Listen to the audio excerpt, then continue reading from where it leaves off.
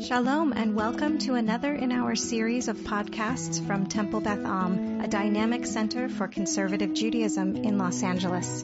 This is a recording of our weekly Exploring the Parasha class with Rabbi Rebecca Schatz and Rabbi Matt Shapiro. We are going to be discussing Parashat Naso, which is actually a very famous parsha for quite a few reasons, but you might not know that these things come from this parsha. So Parashat Naso has three things in it that you might know. The priestly blessing is number one, not in this order, but the priestly blessing is number one. The laws of the Sota ritual are number two. And the third thing are the laws of the Nazarite human. Nazarite law is what it's referred to. Nazarite. You don't need human. Yeah, no, Nazarite law. Anyway, doesn't matter. So those are the three kind of most famous things that come out of this week's Parsha. We are going to talk about one of those things, the one that maybe you know the least about. We're going to talk about Nazarite law, and I'll let Rabbi Shapiro begin. You began. Are you going to go through the Parsha? No, but you already began. You did a good job. Oh, I did begin. Yeah. Give me see, this is what I mean. You're messing with my stuff. Well, I didn't share the right screen. I know you didn't, because you messed with my stuff. See, this is what I'm saying. Those of you on the podcast are missing great faces over here. Okay. Geez, a little. Okay, here we go. All right, where to go? We're also an all-women class today. What? Wait, can you guys see the psukim? Karen just said yes. Yes. Schatz, They can. I know, but I can't because of the two screens, and it's over there. All right. Okay, now I have to share the screen again. Okay. What are we doing? For those of you who can't read the chat, Tali just wrote, sounds like Stadler and Waldorf today, which is finally the nicest thing anybody's ever said about me. Okay. Us. Not me. There's much nicer things about you. I guess, yeah. That's what okay, here we go. We're picking up in the middle of the Parsha, but at the beginning of a parak of a chapter. So like there's not really a lot of context to give other than I'll sort of foreground something that I saw as I was looking through the sources, which is that this chunk of law comes on the heels of a different, it's right in between the other two pieces that Rabbi Schatz named, which is it's right after the section about the soda water and right before the priestly blessing. So there is a what to be gleaned potentially about why it might be, in between those two sections. So we're just starting at the beginning of chapter 6. We're going to be focusing in on verses 2 through 4. Starts like so many good prakim do in the Torah. Vayidaber Adonai Moshe Lemor. Very good. God spoke to Moses saying, Daber el bnei Yisrael v'amarta alehem, speaketh unto ye verily the people of Israel, and say to them, Ish o isha ki yafli lindor neder nazir, a man or a woman who, here it's translated as explicitly utters a Nazarite vow, but I mean we were talking about this a little bit last week, like that. There's a lot of this translation that is going to smooth out some like bumpy parts in the Hebrew. Some of it is unusual in terms of the language, and some of the construct funkiness gets sort of ironed out. So like a person who like separates themselves or wondrously, right, Pella, has the idea to utter a Nazarite vow, and again, like that doubling, lindor neder, to vow of the Nazarite, lehazir ladonai, to separate himself, like to God or for God. Anybody who's in that category, miyayin ve. See, now you made me. I can't read because it's so far away and I can't zoom in. Miyayin v'sechar yazir chometz yayin v'chometz sechar lo yishteh. He should abstain completely, right? Separate, like yazir, from both wine and other intoxicants, and he shouldn't drink, like vinegar. It says vinegar of wine or any other intoxicant. Like don't drink. Tali, going back to, Denise, rather, don't look at it. Don't even touch it, right? Don't touch it. Don't look at it. Just get far away from any and all types of intoxicants. V'chol mishrat anavim lo yishteh. Don't drink anything in which grapes have even been steeped for any period of time. Anavim lachim v'yeveshim lo yachel. He shouldn't eat no yogurt covered raisins for this guy. Oh, hi, Susan. You're on Candid Camera. Hi, everybody. Okay, very good. Hi, I'll be back in an hour, everybody. Susan Nemitz will be back in an hour. Who knows what other guest stars might walk in and join us, all thanks to Rabbi Schatz's wonderful idea to have this class together in my office, set up in this way. Making me very happy. Mm-hmm. You're doing great. Okay, so any type of grape or raisin shouldn't be eaten by the Nazir. You all right? Yeah. We going to make it through? Maybe. Okay. Should we pause? Should we pause the podcast? No, we're good. Okay. All right. Nazarite law, very funny. Verse 4. I'm listening. Okay.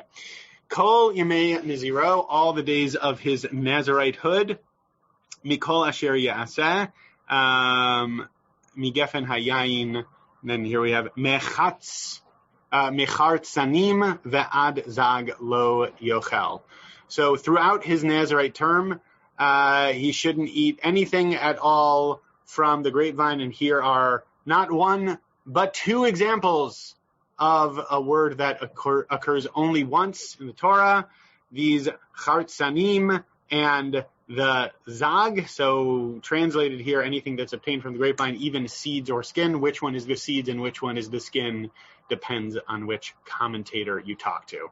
But basically, to sum up, anything that is grape adjacent or grape adjacent is off the table for any and all Nazarites we are discussing. Rabbi Schatz, over to you. Okay, great. So let's, you don't have to move out of the camera. I know, I'm just getting comfortable. Okay. Yes, Karen, you seem to have our first question. By the way, I do really appreciate that this is an all-women class. It's so nice. What am I? No, I'm just saying of the students. Chopped liver? You're doing great. Yeah, Karen. What's a Nazarite vow? What's a Nazarite vow? I don't know what I'm looking at. So great. So do you want to explain this? What is a Nazarite vow? Yeah. I have another question. Okay, great. What's with the grapes? I mean, right. Great. So, okay. So why don't you explain what a Nazarite, how do I put down her hand? I will. Oh, she knows how. I can't do it. Go over there. Oh. Have you never done that before? I have, but I just taught Rabbi Schatz something about Zoom. It's a big day. Okay. Nazarite. Listen, when do Asher Koach. when are you available to really book a session? Seriously. Me? Both of you. Together. To book a session for what? Oh, for counseling? No, we're doing great. Okay.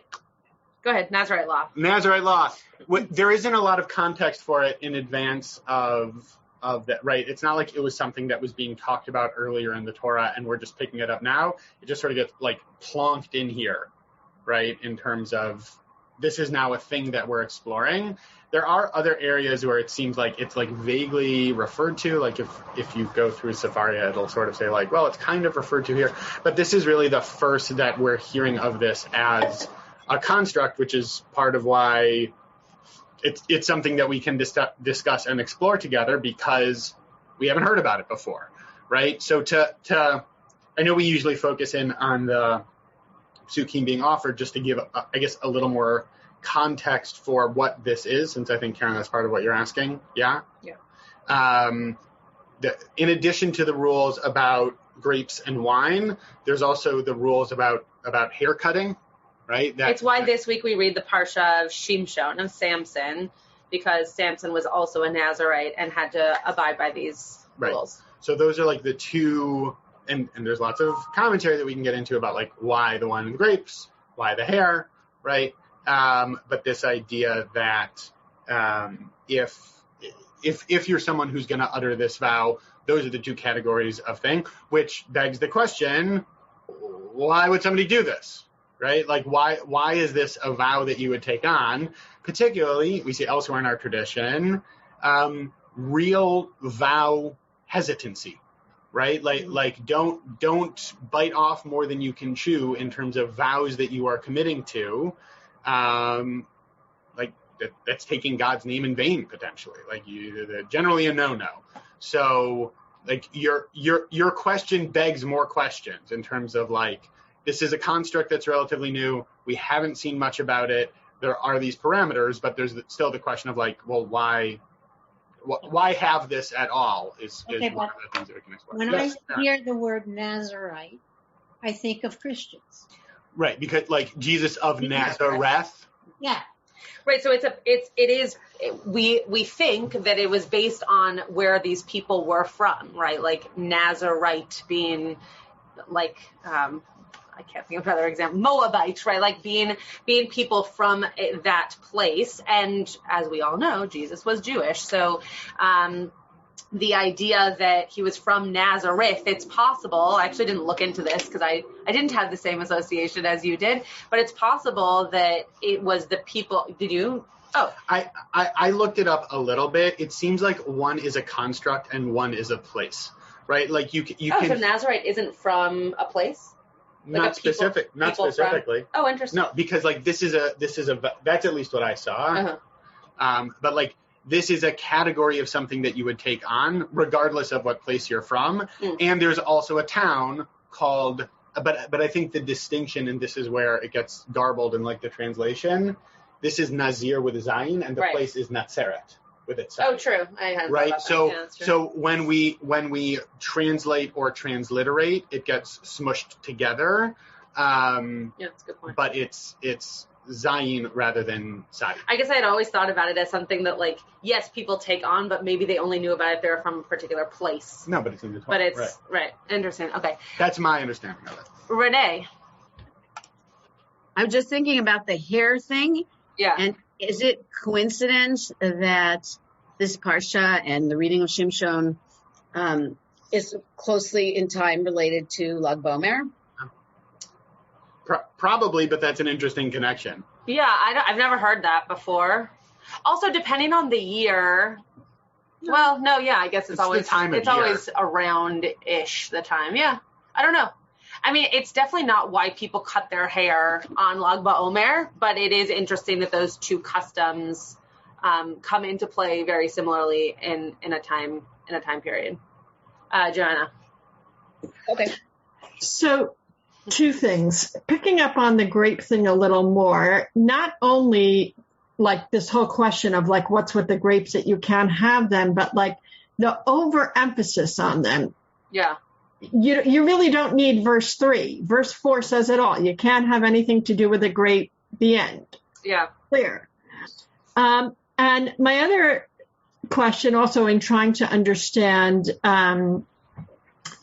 who's a Nazarite and what is this all about is if we say that the word comes from a shorish that means to separate, there's a much more common word for to separate, lahavdil, havdalah.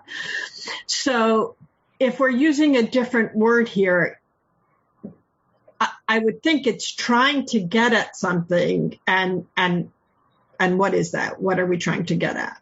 Yeah. Great. I saw a few commentaries about that. I can't remember if I put them on my sheet or not, but we will find out. But yeah, I'll look at it on my phone. But yeah, there's also the word lifrosh, right? Like to separate in that way too. There are many different words for separation. The fact that we're choosing to use this word, you're right, is very interesting and potentially then is playing into a different kind of connotation for this type of separation, which as we're seeing is around hair and wine and different kinds of consumption around grapes. To go back to your point about verse 3, I just want to move you all out of the way so I can see it for a second. Are you going to talk a little bit about the intoxicant part? Go say whatever you're going to say. Okay. Well, yesterday when we were talking about which verses to choose, because our week started on Wednesday, Rabbi Shapiro mentioned that it's a very interesting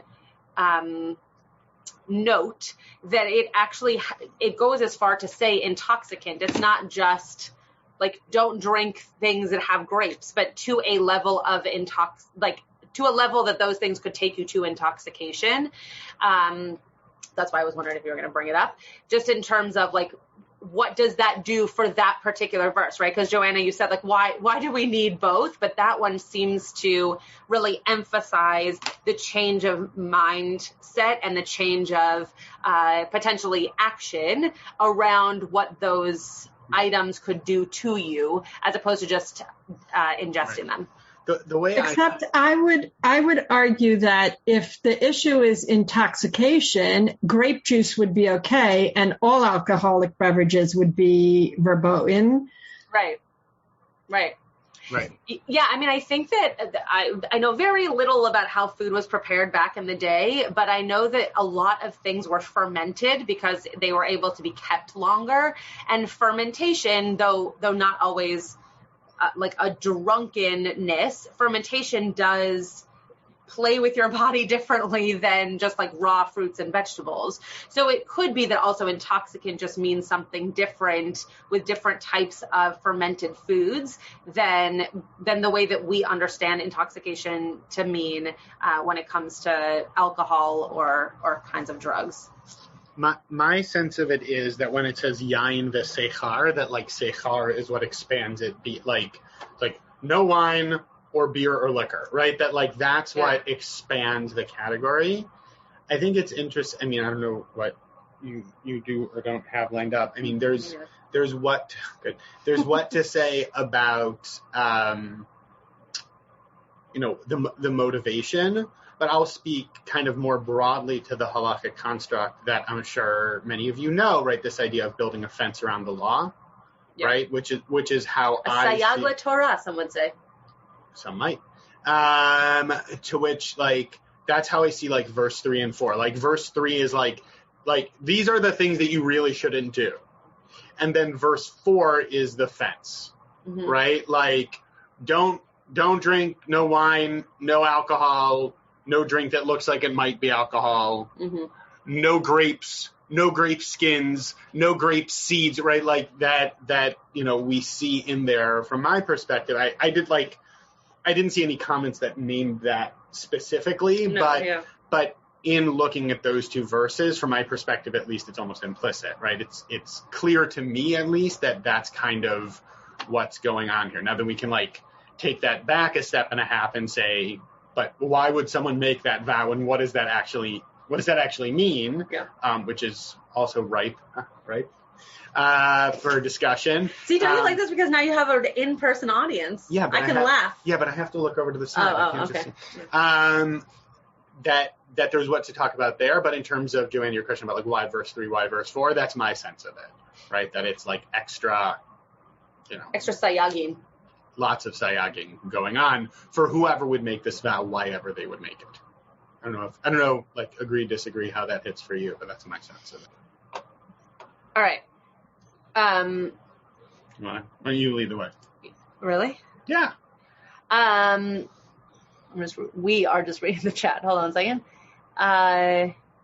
So Denise made a comment about why that's why Jesus always has long hair in paintings.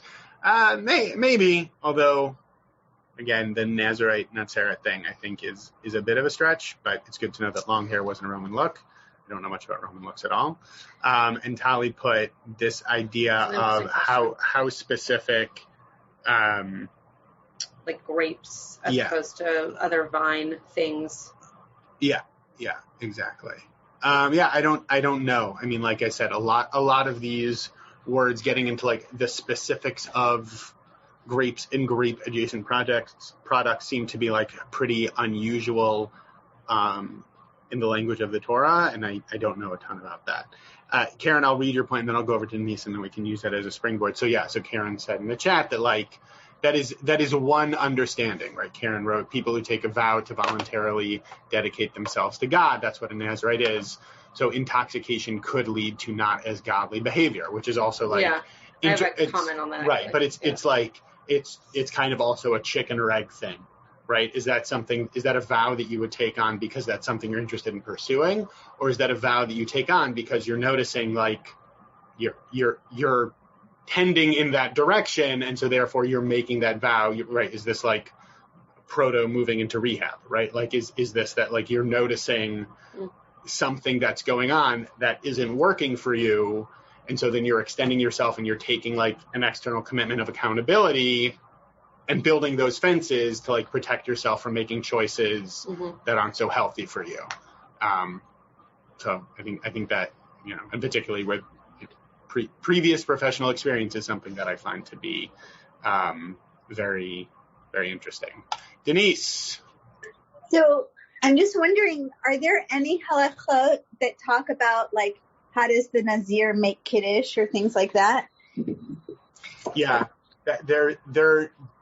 What I saw one. I mean, Rabbi Schatz probably looked more closely at the halakha than I did, as is often the case. You looked very carefully at the halakha, right? I didn't really, but she looked more carefully than I did. But I did see something that there's a distinction between like the Nazir and other folks. Like the Nazir shouldn't even like make kiddush. Yeah. Right? Is that what you understand? Yeah, if I'm not mistaken, and I didn't look into it this time, but if I'm not mistaken, you can make kiddush over challah. So I'll give you a very practical example. My family was in Austin, Texas, right before the pandemic, so last February, for my cousin's wedding.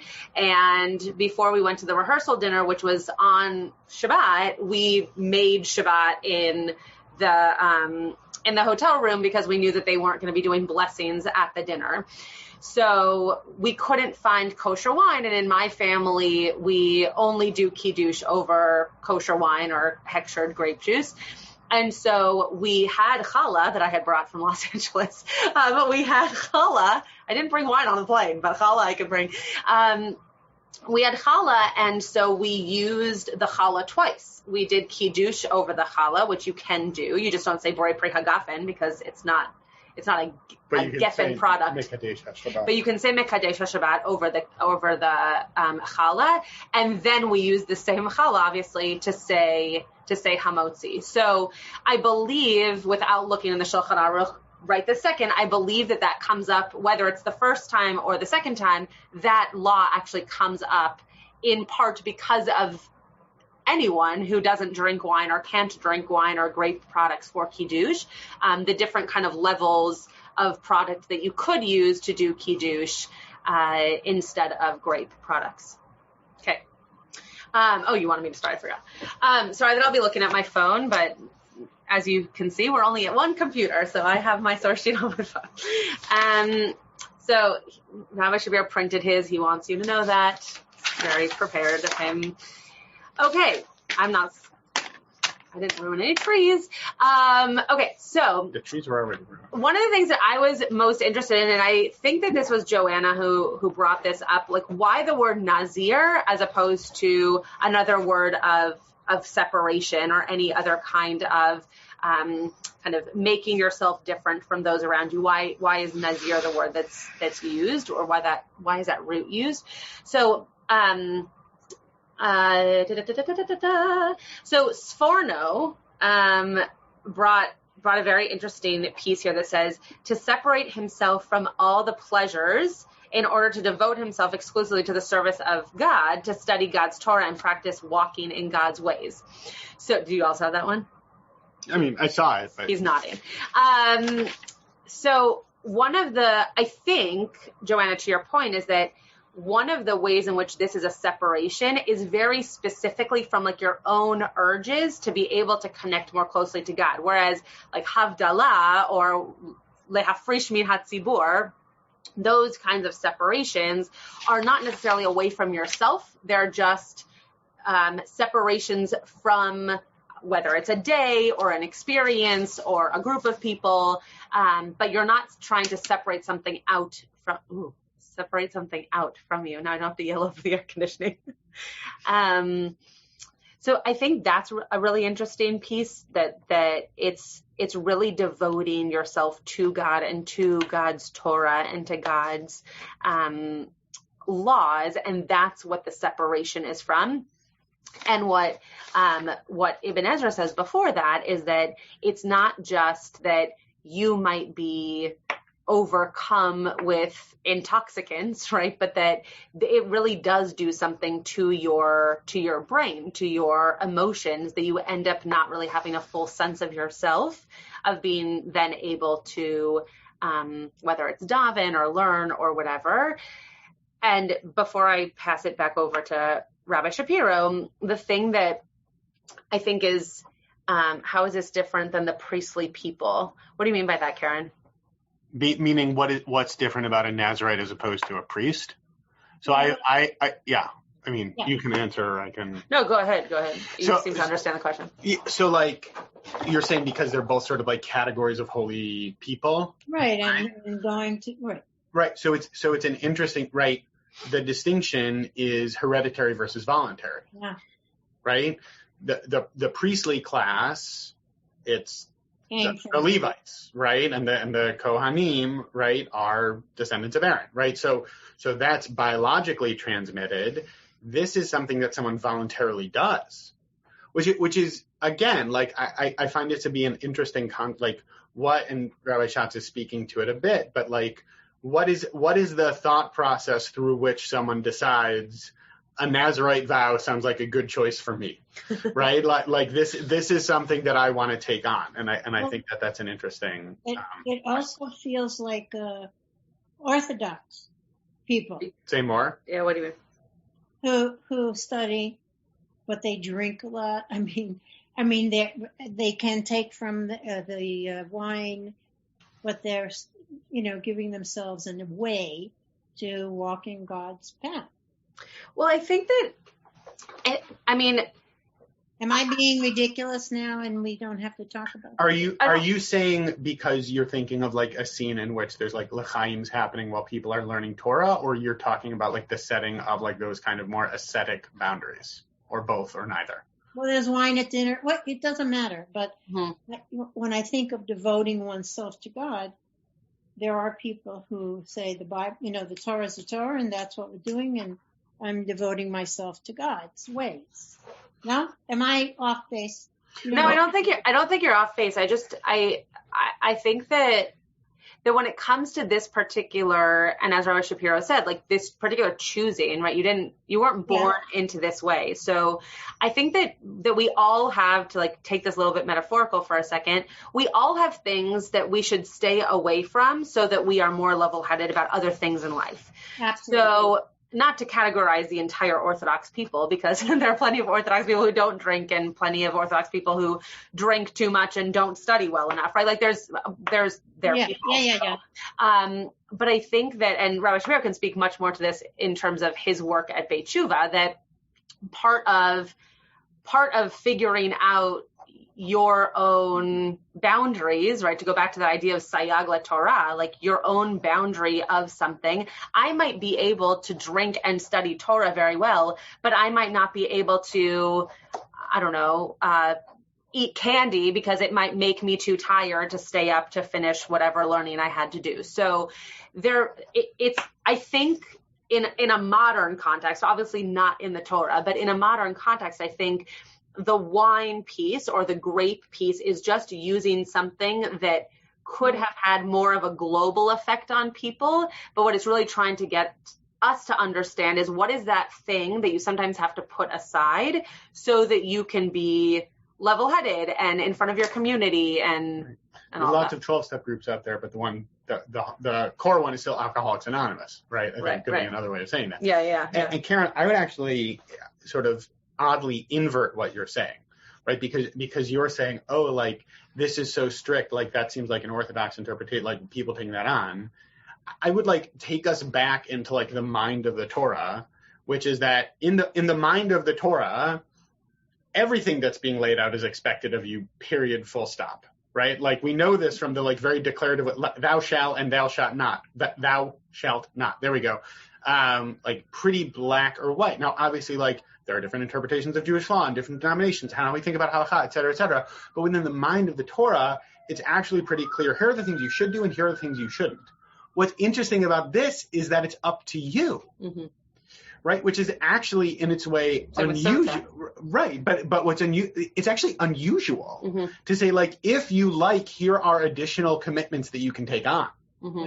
Usually in the Torah, it's this is what you got to do, this is what you can't do. And this is actually laying out for those who want, those who need, however we're thinking about this, you can do this. So it's like oddly the opposite, right? That this is something you can choose to opt into. I hadn't thought about that. I mean, because it does then make us think, back to the point that I was making, like it does make us think about what are the things then that we should be taking advantage of that aren't commands of us, but that could be helping us put more boundaries around relationships, life, work. What are the commitments that are healthy or important for me to take on that help give additional? So I'll bring another piece from Sforno because I think it's an interesting juxtaposition here. And Karen, to your question, like, because it does seem like the layering of the don't think about grapes, don't look at grapes, don't smell grapes. If you see a grape, run across the street as quickly as possible, right? Like it seems pretty grapes in all forms too. Intense, right? So it's like, why would anybody take this on? But Sforno makes the comment. What he says is he juxtaposes. He says he is not to flagellate himself or practice fasting, but only to abstain from wine and intoxicating liquids. The former methods of self-denial would result in a diminished ability to serve the Lord with all one's faculties. Flagellation, a common practice among certain types of monks and holy men, is not allowed. But becoming a teetotaler, I don't think Sforno wrote that in the original, but becoming a teetotaler does reduce the urge to let oneself go and engage in demeaning activities due to drunkenness. So what I find to be interesting about that is that it's sort of like placing it in a spectrum of ascetic behavior, right? Like we generally don't think about Judaism as an ascetic spiritual tradition, right? Like we have big meals, we schmooze at Kiddush, we sing, we dance, right? It's not monkish, right? Like our clergy, right, often should get married, have kids, be in the world, right? Like in a way that Catholic priests, those aren't the commitments that they make, right? So there's a juxtaposition there in terms of thinking about Judaism as like a spiritual tradition that is very much in the world. And it's interesting to me to say, even the construct of the Nazarite, that seems to be a pretty strict and intense regimen to take on for spiritual connection with God, you don't go too far, right? You shouldn't flagellate yourself. You shouldn't be fasting all the time, right? You set the boundaries, grow out your hair, you stay away from grapes, but don't go too nuts, right? So it's interesting for me in terms of how Sforno is situating that construct in terms of like a larger understanding of what this may or may not have looked like. So I thought that was also interesting.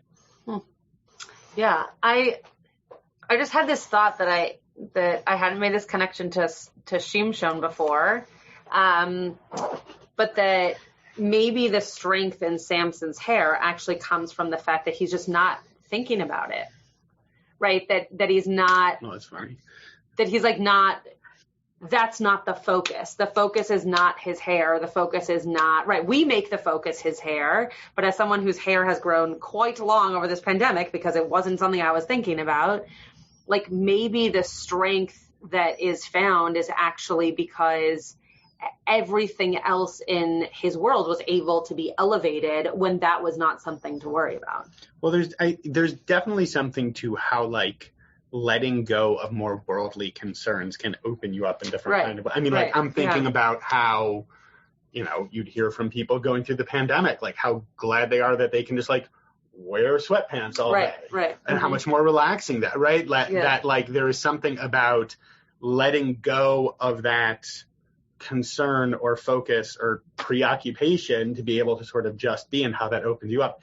Interestingly, we're not talking about hair too much explicitly, but like I saw commentaries that actually went in the exact opposite direction. Oh, really? That like by seeing, like, of course you're going to notice the hair, and like in noticing the hair, it's going to like remind you of your vow to have it as something that like think like tefillin, think mezuzah is almost like an oat, as it were. Yeah, that, like, interesting. You see that you're a hairy mess, and because you're a hairy mess, it's like, oh, right, no wine for me, right? So, like, that there's a reminder component in there somehow. When I brush my hair, I think no wine for me. That's good. That's a good train of thought. Yeah. But yeah, I also think there is something to, like, letting go, and then in turn how that. Well, because even, I mean, not to take us too far off base, because this has literally nothing to do with what we're talking about, but when you talk about people who, even you were talking about giving up red meat on Shavuot, right? When you talk about people who all the time, not just on Shavuot. No, you talked about it on Shavuot. That people who once had a practice that when they then give it up, like veganism or not eating red meat in Rabbi Shapiro's case, that you become then more aware of the other foods that potentially you weren't eating, or now you have to kind of fill yourself with more, because there are other things that aren't being consumed, and so the focus, just a very interesting, it's like a very philosophical way of thinking about focus. Like, what does focus do if you let something go? Do you have more focus for other things, which actually makes you more focused on the thing that you've let go? And I could go in circles about this, but right. Well, but there's, and that, I think, Karen, going back to sort of flipping your comment around, that's what I think is interesting about the voluntary component of this. Like, again, going back to this question, like, what prompts someone to make this kind of commitment, you know, and getting into that and thinking, I mean, there was a comment, Renee, you wrote, need to be careful of slippery slope, like in Mesilat Yesharim, right? That, like, something about, like, bringing additional attention or mindfulness, right? Like, and trying to be aware of that. There's something else I was going to say, which I'm forgetting, and Joanna has her hands up. Virtual hand up. So, two things. One of which I think I just forgot. Oh, now I remember. So around the whole hair thing and that being a physical reminder, it's interesting, like, to think about different periods on the Jewish calendar when we typically one doesn't cut hair during the Omer, during the 9 days of Av, where there are other things that are also supposed to be happening during that time also. So that's a really intriguing concept of, you know, tying in the not cutting hair to being some sort of physical reminder of other things that one should be refraining from and focusing on during those periods. The other thing, in terms of the, you know, ascetic in Judaism. So I happen to have a Chumash open in front of me, and as we're talking, I'm looking, you know, at the rest of the verses about the Nazir, and you get to verse 13, which talks about the ritual on the day that this vow is completed. So there's a sense that, you know, unlike, let's say, a priest who takes those vows forever and ever, that this is like a short, intensive period of focus and separation and elevated holiness, or, you know, however else we want to describe it. But it's meant to be a period of short duration with a beginning and an end. And it appears not to be a Jewish value to live in this way forever. Yeah, I appreciate you naming that. That was the piece that I was going to speak to. So thank you for speaking to it and reminding me. Yeah. It's very interesting, like, that those are the three criteria, right? Like the no grapes of any kind, don't cut your hair, and also, like, what you do if and when you decide to conclude that time period. There's also a conversation about, like, what motivates concluding the time period? How do you know? Is that a praiseworthy thing? Is that a problematic thing, right? Like, there's an interesting back and forth on that. But yeah, it's definitely interesting to think about this as, by and large, not a lifetime commitment, right? That you do this for a set period of time. I like how you're lining it up with, like, other times we don't like cut our hair. Right? That's interesting. Going back to the question I was asked earlier about that as well. But interesting to note that whatever, again, like, with sort of the amorphous motivation, it could be a lot of different motivations for whatever might be pushing this forward for someone, that it's not seen as and this is not what you do for the rest of your life, right? That this is something that you do for generally a time-limited period. Denise, I saw your question. Has there ever been a woman Nazir? I don't think we hear about many Nazirim or Nazirot, as it would be in Tanakh at all. I mean, we know Shimshon, we know Samson was a Nazir. I think that's pretty much it. Yeah. Like, I don't think we have any other, like, narratives around the experience of a Nazarite, the Nazarite narratives. But I don't also know a ton about, like, if there are Agadot about, like, Nazarites in the rabbinic period. I didn't see really anything on that when I was prepping for today. They're interested in, like, the halacha of it as an abstract construct, but I didn't see much, like, of the halacha l'ma'aseh, of, like, the practical frameworks for all the Nazarites who were hanging out in, 300 BCE, right? It seems to be more of an abstract construct rather than something that was, like... Also, just remember that this is during a time where we have the temple and the women were not involved in temple anythings. So most of the, like, even Sota, though it has to do with the woman, it actually has to do with the man understanding the man's status. So many of these laws during temple times are very specific to men because it determined whether or not they were fit to then go to the temple and be able to do sacrifice, or how they were doing sacrifices differently based on the different things that they took upon themselves, like Nazarite law. Denise, did you want to follow up on that? Just a little bit. It just makes me wonder, like everything you're saying, it just makes me wonder if this was like more of a theoretical thing. Like, are we supposed to be learning something else from this aside from how to be a Nazir?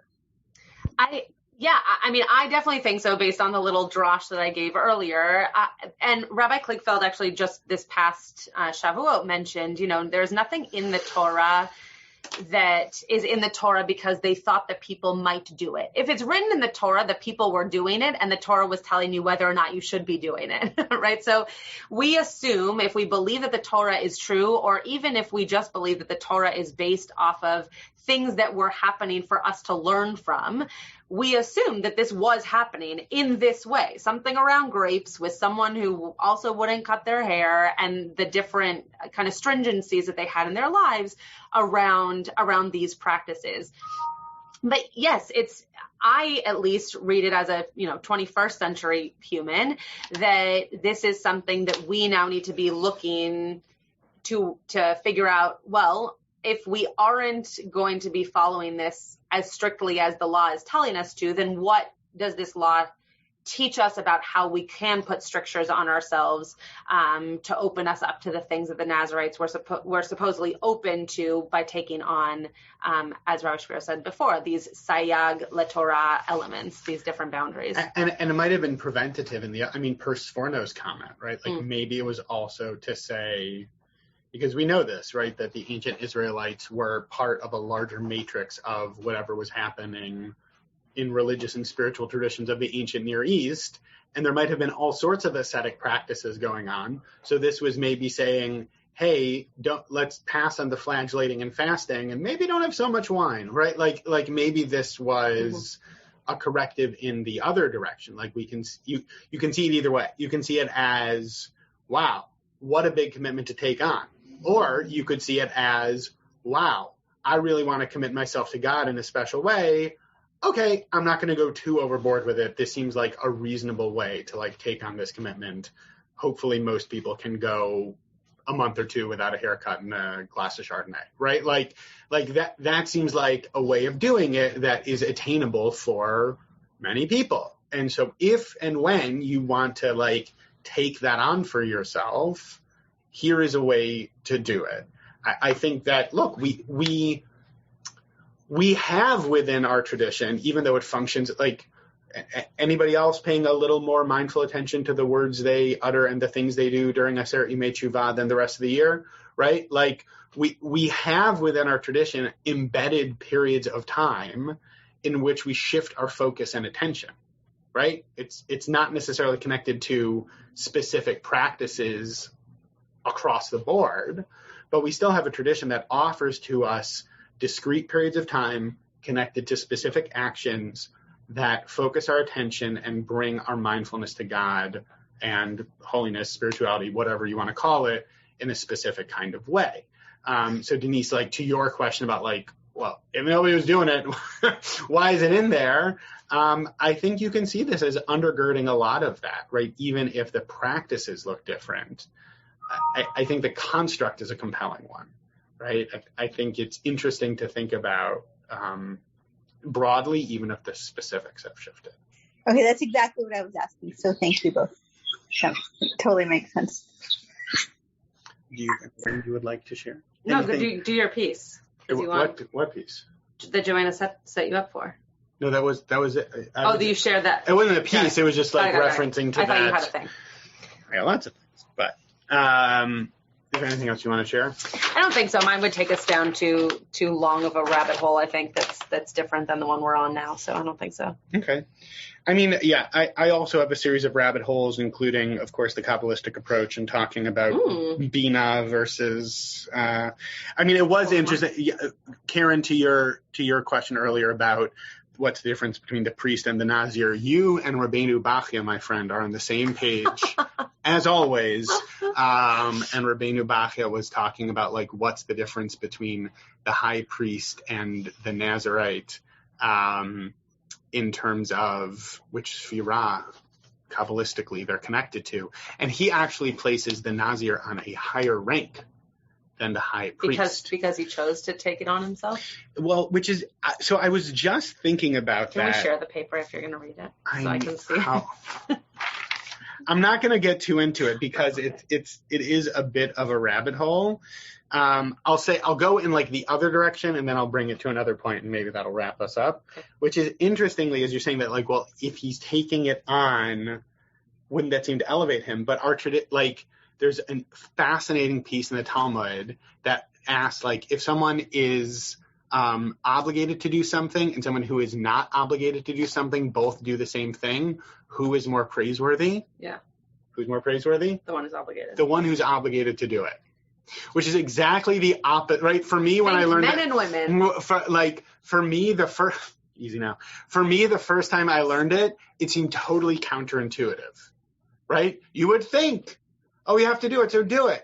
You don't have to do it. Oh my God, you're doing it. It's actually the other way around. Like, if you have to do it, you have to, like following through on your commitment. So to your point about, oh, well, the Nazarite, well, it's optional for him. So wouldn't that elevate him above the high priest? I was wondering if that's what the Kabbalah It seems said. counter to that principle, which again goes into this really interesting idea of taking on a voluntary spiritual commitment and the valence that holds within. Well, because unlike halacha, right, even though I was somewhat joking, and I'm completely serious, that when it comes to women can take on mitzvot that are not theirs, but they don't get any reward in the quote world to come, world to come, either, yeah. Because it's not something that's obligated to them. They can do it, but it's not obligated to them. But I thought that maybe for Kabbalah, because Chassidut is a little bit different in terms of, like, that which is mandated of you, like it's a little bit more of a you're taking on Kabbalistic theory or Chassidut into your life, not as formulaic as, like, the laws of halacha. So I wondered if that's why they were saying that taking it on was, like, seen as a higher stratosphere. I mean, yeah, Rabbeinu Bachya would still say, do the mitzvot the way you're supposed to do them. Like, Kabbalah provides, like, layers of interpretation, but he's not going to, like, get loosey. Oh, no, I'm not saying that. Which is not how I would ever describe Rabbeinu Bachya. Loosey-goosey? Yeah. Okay. Do you have a follow-up on that? I was just going to clarify, but we've been holding it together pretty well. If anyone's still listening to the podcast, first of all, I don't know why. Second of all, you should have a medal today. Well, it took a while. We finally landed on it, but I don't know if they made it through the first 10 minutes. There's two different directions I can go to. I'm gonna conclude with like another piece from the Rabbeinu Bachya thingy. There's a quote out of Talmud that connects Nazarite with the coming of the Messiah. So if you want that, I can send that to you offline. It's very interesting. But continuing where we started with this idea of the Nazarite and the high priest, what he talks about as being so praiseworthy about the Nazarite is he gets back into, I can pull up the language of the verse real quick so that folks can see it. He gets back into this idea of ki yafli, right, which is translated here as explicitly uttering. But again, this idea of pele, of wonder, right? And so he talks about the reason for this is because the Nazir is displaying superior wisdom, and converting wisdom into something concrete requires the attribute of binah, one of the highest sfirot, like sort of insight, wisdom, like insight-connected wisdom. And then this is described in the Torah by lindor neder. So what Bachi is saying, like going into the mind of the Nazir for why it's more praiseworthy than the high priest, is because there's something very, very wise about like coming up with a concrete way of thinking about how to put like your wisdom and your motivation into action, right? Which connects to a few different pieces that we've been talking today in terms of why someone would choose to do this and how they'd go about it. And I think it's interesting that where this commentary lands is on this idea of if you're going to make a choice to like have an idea for what you want to be doing and how you want to be doing it, you have that insight and then you find a way to put it into concrete action. That takes a lot of wisdom. And I think that when we think about taking on voluntary spiritual commitments and what motivates that and how we want to set that up, recognizing not just the commitment that entails, but that requires some pretty deep thinking and reflection in order to get there. I think it also speaks to the idea that sometimes you have to give something up to make space for something else that's going to make you even more whole than when you had that thing in your life, which I have not worked at Beit Tshuva, but makes me think a lot of the work that's done there in terms of you think that this, whatever the addiction is, you think that this thing is what is making your life whole and meaningful, and then you get to a point where you recognize that actually getting rid of that vice can be something that allows you to actually feel more whole and more fulfilled. True, and to bring a classic Beit Tshuvaism into the close, you don't have to be an addict to be in recovery. Yeah, 100%. Right? That everybody has the things that they turn to for comfort, escape, distraction, soothing. And again, like that this is a very democratic process that anyone can take on Nazirhood, right? Man or woman, no prerequisite, right? And so, that's the invitation. That's the opportunity for everyone to explore that. You have been listening to another in our series of podcasts from Temple Beth Am, a dynamic center for conservative Judaism in Los Angeles. If you enjoy these podcasts, we invite you to write a review on the Apple Podcast site or wherever you get your podcasts. For more information about Temple Beth Am Los Angeles, go to tbala.org.